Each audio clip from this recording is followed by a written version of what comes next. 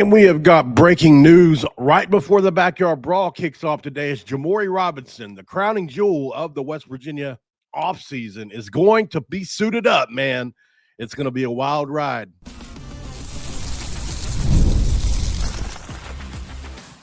You are Locked On West Virginia, your daily podcast on the West Virginia Mountaineers, part of the Locked On Podcast Network, your team every day. What is up? Happy Brawl Day, guys. Welcome back in. My name is Mountaineer Paul. I am your host. This is Locked On West Virginia, baby. We're talking about Jimmori Robinson today on the show on Brawl Day. Thanks for joining in, guys. I appreciate it. This episode of Locked On West Virginia is going to be brought to you by our friends over at Mazda. Right now, when it comes to Mazda, like our players, we sweat every detail because when you make every move count, pulling off the unexpected is only the beginning. So stay tuned later for highlights on this week's Moving the Game Forward with Mazda. Move and be moved. Thank you so much, guys. So we had some breaking news earlier today, although not so. I'll just say it wasn't a surprise to a few of us. I'm sure some of you guys had heard as well. Jimmori Robinson suiting up today. I'd heard this earlier in the week that this was going to happen. I even did a video on it. That it was everything was okay to good to go. So, it is one of those things where you still never know until you know. This is an enormous deal for the West Virginia defense in the game. I've got a lot of numbers here. I think West Virginia's defense is going to be able to keep them in this game. I think. Maybe a Penn State happens and they just blitz us from the beginning. But I don't think that's going to happen. So let's talk about Jimmori first here. Then we'll go to the next segment and we'll talk about the defensive keys because I did some extra research today just because I didn't have which is crazy, but we don't have a Locked On Pitt because they have no fans. And, I went ahead and did my own deep dive and into the numbers. So, I found some interesting stuff about their offense that I think we have a chance to exploit. So that's going to be interesting. But obviously, there are a few different things to consider. And by the way, I need to give proper credit to who was reporting this. Let's share the screen really quick with this. As Mike Casaza reporting this, WVU Bandit Jimmori Robinson is available and could make his debut today against Pitt. I'm not exactly sure why he's saying could. Maybe he didn't practice well. I mean, there could be a million things, right? I'm assuming that there's no way. I'm going to assume there's no way that he don't play, right? So it is what it is. And also, a lot of people saying this, the Voice of Morgantown posted this, I think a couple of days ago. He did. He did. Let's be honest about that. He and I don't get along at all. As a matter of fact, we're totally on the outs, but that doesn't mean that credit can't go to where it's due, right? Even if I hate somebody, even if I hate him, and I don't hate him at all. I'm not saying that, but I don't get along with him. He's too hard to get along with for me. But he was right about this. And I told you guys this earlier in the week that he had an in with somebody close to that situation. So he tries hard too. Don't forget, just like I make contacts with these guys, you could make contacts with these guys if you tried hard enough. Now we have a platform, so that makes it logical compared to if you're just a random fan and you want to talk to them, like, where's this going? There's no purpose for this, right? As to where I can be like, hey, I've got this show, you can come on and meet some fans. Or, hey, I can pay you some NIL. Let me see if I can raise the money. As to where if you're just a regular Joe, not that I'm not a regular Joe, but you get what I'm saying. If you don't have a show or a platform of some sort for it to make sense, it's kind of weird. Well, he's got a pretty big platform over there. So I just want to say it's okay to say that he's right sometimes. It doesn't have to be wrong every time, right? So I know that's not a popular take probably, but I'm just all about fairness, man. I know whenever I broke the Pat White news and then the Xavier Bosley news and other things that I've done, which isn't a lot compared to like Casaza, obviously. But other things that I've done, I didn't get credit for it. Like I had to go ask for it after the fact. It's just not fun to do. But we aren't seen as news sources because we didn't go to school to be journalists. But that's a whole nother side quest. Anyway, so Jimmori Robinson, per Casaza, per Voice of Morgantown, and others are saying, have said this. I said it earlier in the week as well. But there was a lot of people that kind of knew this was happening. You got Andrew Corbett 38 minutes ago, which is also a 247 guy. So let's click on this article and see what it says here because I don't know the details. So Ear Sports reported on Monday that Robinson and West Virginia heard from the NCAA that day to update the resolve Robinson's status. The expectation was that he would be ruled eligible.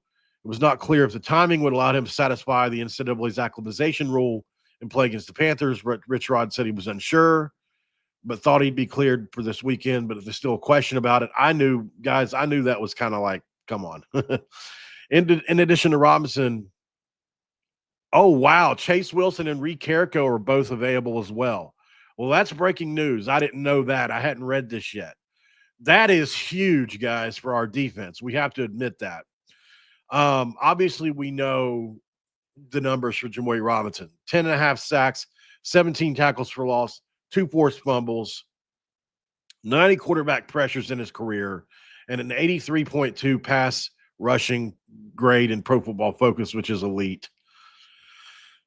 This is a big deal, right? We can't say any more how big of a deal it is. It's as big as it gets for us. And I think he'll be the best pass rusher we've had since Bruce Irvin. I believe that. The only thing that could prevent that, in my opinion, is if he's not kept himself in the kind of shape he needs to be in to play at the level that he's capable. I'm not saying he hasn't. I'm just saying he needs, if he hasn't, let's just say if he hasn't. I'm not saying he hasn't. I don't know. That would be a reason maybe he might not play very much early on. And, his numbers may not be that good towards the end of the year. But at some point, as long as there's no injuries, he'll make a big impact for sure. He's really hard to block. So this will be an interesting one to watch and monitor as we go forward today. It would be so awesome if he could make an impact on this game.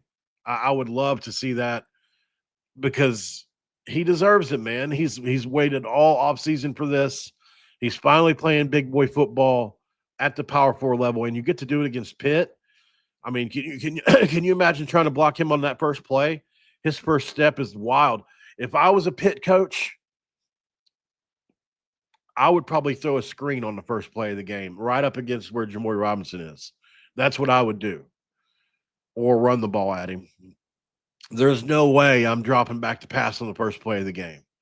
As juiced as he's going to be coming off the edge with the crowd noise, what it is, the best play call you can make in that situation is a screen right into the teeth of where he's rushing from or wherever the blitz is coming from, if you know. And if I'm Zach Alley on the first play of the game, I show pressure and I drop him back. And maybe I'm wrong. Maybe I don't know anything about football. But, I just feel like, it's pretty likely that they're probably going to – can you imagine Jimmori on the first play of this game? He's probably going to get off the ball fast. He's probably going to be really moving the adrenaline and everything that's going to be going on there. Like you can just imagine to be in a tackle trying to catch up to that on the first play, and you're nervous. And there's 65,000 people. It'd be wild. So, but this is a big boon for West Virginia. I certainly think that this is the first punch of the day, West Virginia. We won the first battle of the day. You can't ask for much more than that. But what do the numbers say about this game, and how can Zach Alley be the key? Because that was the initial video. I was already getting ready to do one until I just haven't checked anything yet today. I needed to cut. Sometimes I just on Saturdays I watch game day. That time is sacred for me, right? So I don't really worry about what's going on X or anything. And of course, this has been posted like 30 minutes ago, or I would have went a little bit sooner. But either way, don't matter. Jimmori's playing, I would imagine, unless they're keeping him out for some unknown reason.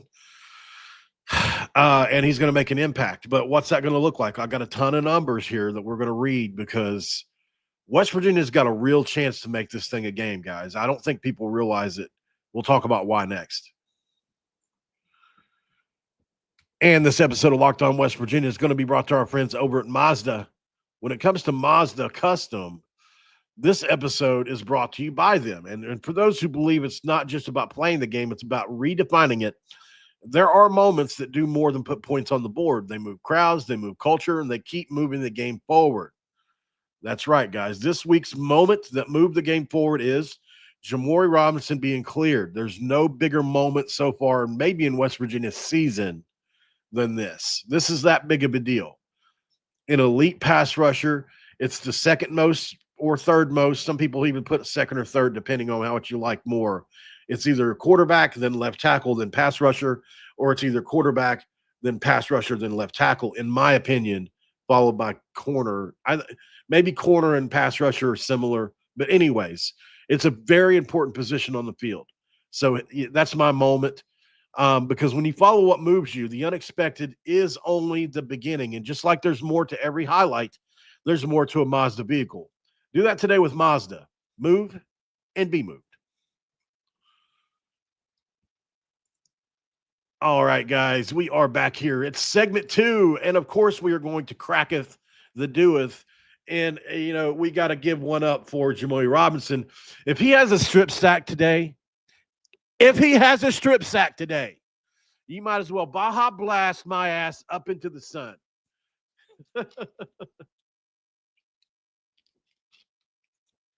It's game day, baby. What do you guys know about that? Let's go. I got to calm down here. I got to do the show. Okay, so numbers. Let's talk about some numbers here. All right.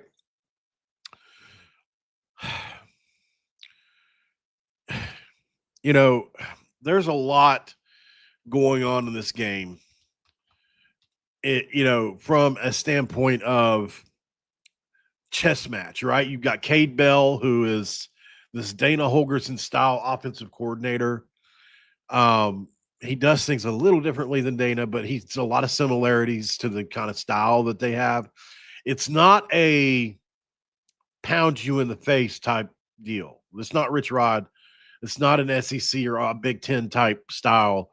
It's very much a finesse style. So, can they run the ball at times? Yeah. But there's a reason Pat Narduzzi went away from the most successful offense he's ever had with Kenny Pickett, which was throwing it around the lot, back to a running style with Rodney Hammond and all those guys 2 years ago when they come and lost to Morgantown with Phil Jerkovich 17-10 or whatever that score was with Nico when he won the game.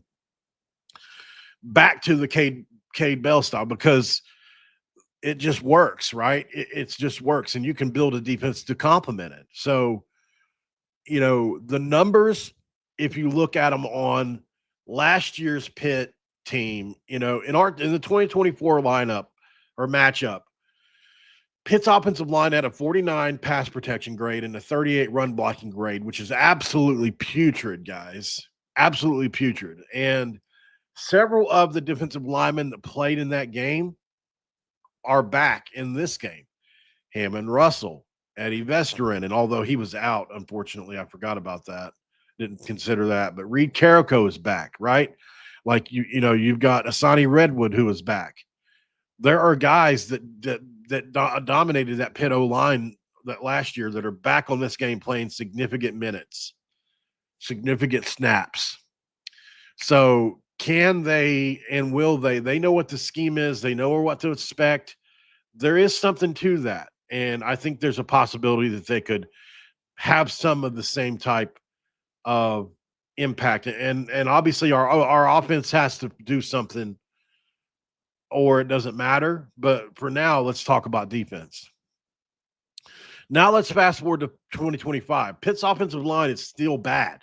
It's still underperforming, right? They have faced one of the weakest schedules in the country at 113, yet they're still showing all these vulnerabilities. Pitt's running backs are averaging less than 4 yards per carry on over half the attempts this season.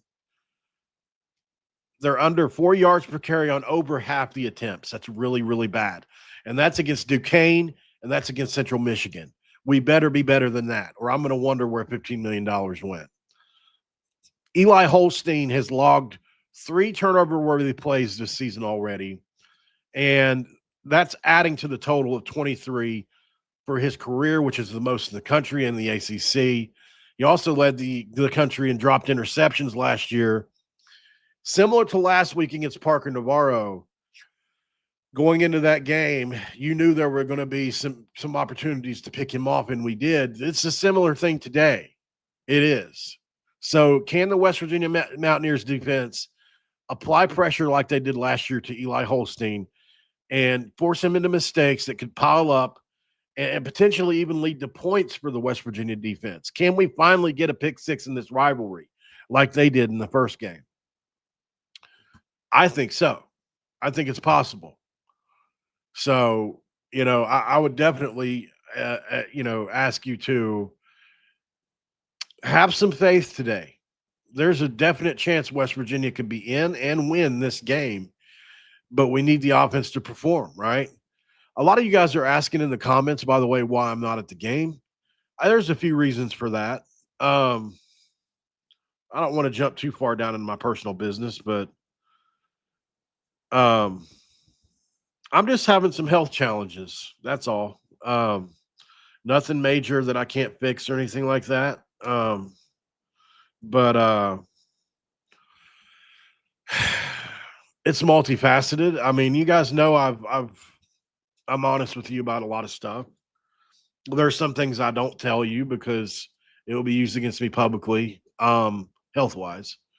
But yeah, so I had the issues with the panic attacks right before I went to Utah and during the Utah trip a little bit, where I was having how seizures have different kinds of seizures. There's like grandma seizure. There's lowercase seizures. I was having the grandma seizure version of panic attacks. My blood pressure was shooting up over 200, over 180, and it was only due to anxiety. Nothing else was wrong with me. There was a couple times during the show when it happened to me. And I just had to kind of try to fight it off. So that's a part of it. I'm not sure if I'm ready to be in a big crowd again. I mean, I'm not proud of that, but it is what it is. Also, I'm having some other stuff. So, that's why. And also, I couldn't find anybody to go with me. Like I tried. I mean, I probably could have got a hold of another content creator or something. It's just, at the end of the day, guys, I enjoy watching it on TV anyways. And I want to, I enjoy being able to go live right after the game and the whole thing too. I wanted to be there, but, I wasn't going to spend $400 or $500 to do it. So, and it's like 4 hours away from me too. So it's kind of a commitment to do. So that's why.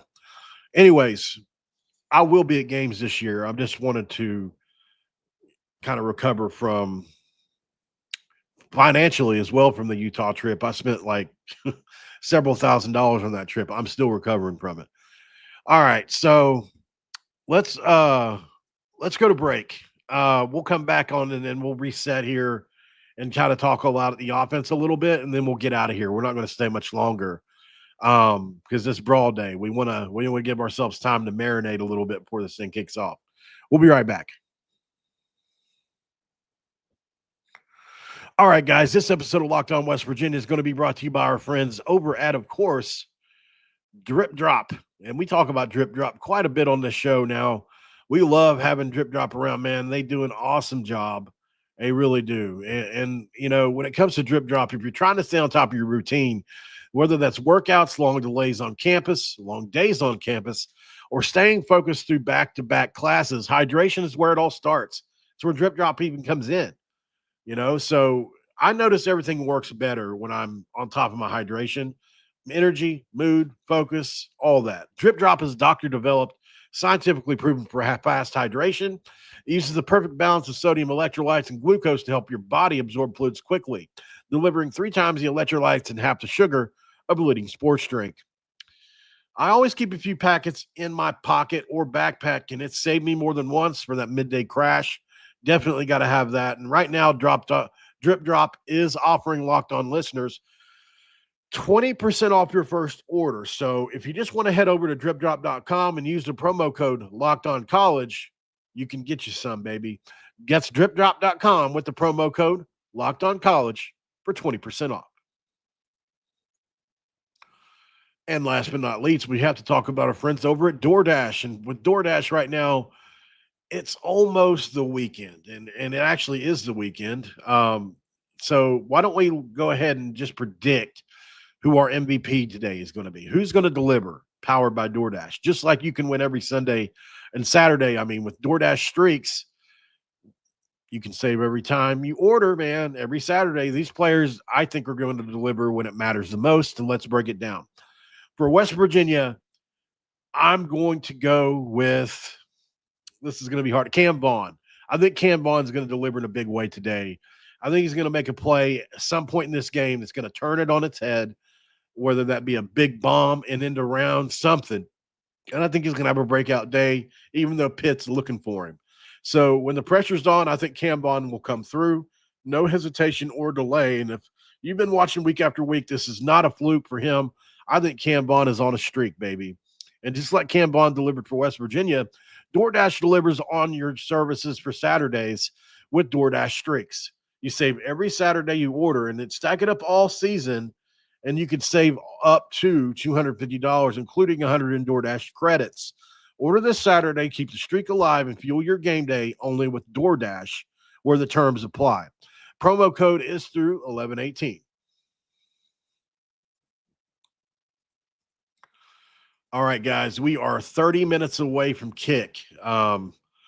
It's an exciting day. I know, also nerve-wracking day. This is the last Backyard Brawl for a few years until 2029.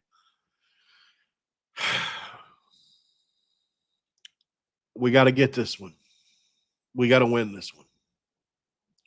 It means a lot. Will Rich Rod even be here the next time we play it again? You know? Because the reality is, I would say there's a 50-50 shot, you know. Do I trust Rich Rod to turn this around if he's here for 4 or 5 years? I do. But do I think he's going to be here for any more than that? I don't know. He's already 62.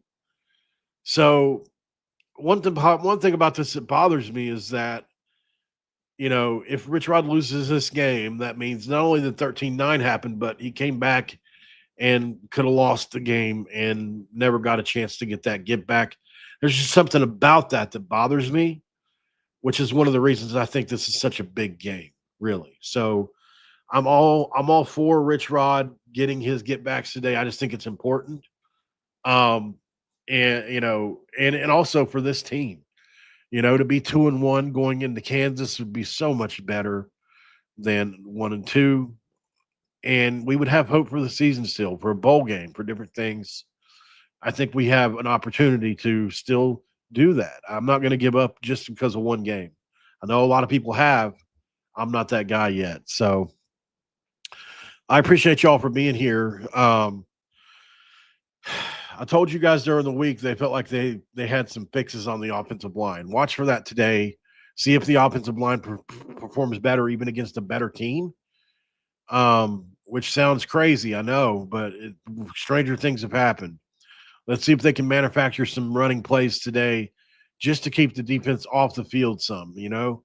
You don't have to – I don't think you're going to have to score a touchdown every time in this game unless Pitt is just that good offensively, and maybe they are, you know, because they probably haven't had to show everything yet, obviously. But, you know, I would say this, let's just see how the game plays out. Heck, maybe it's one of those Oklahoma State type games where they come in here, they're a better team we thought, and we absolutely just drove them at home for whatever reason. I mean, that stuff just didn't happen under Neil Brown. I think under Rich Rod it's more possible. We'll see what happens today, and we'll either talk here in a couple hours and I'll be disappointed. You know, maybe I'll be disappointed but hopeful because we played well. Or maybe I'll just be totally dejected. It's hard to say. We'll talk about it then, And I'll see you here when that all happens and goes down on Locked On West Virginia. Right after the game, post game, we will be here. We will be live. I expect to see you here. I'll talk to you later, guys. I'm out.